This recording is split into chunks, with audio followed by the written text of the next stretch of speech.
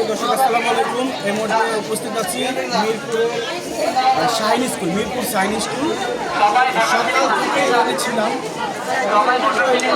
প্রায় বেলা বাজে প্রায় 11টা। প্রচণ্ড ভোটারদের উপস্থিতি দেখা যাচ্ছে। দেখতে পাচ্ছেন অনেক অনেক এখানে পুরোটাই হচ্ছে এটা মহিলাদের ভোট কেন্দ্র, মানে এখানে সবাই মহিলারা ভোট দিবে। তো ব্যাপক ভিড় দেখা যাচ্ছে।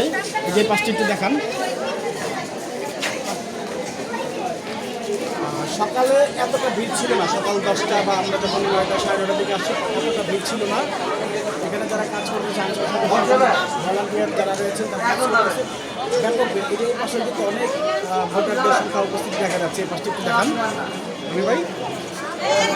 এখানে কিন্তু পুরুষদের শুধু মহিলারা ঢুকবে, এই জন্য কোনো পুরুষকে নিচ্ছে না, আসতেছে না। তো সমস্ত মহিলারা যারা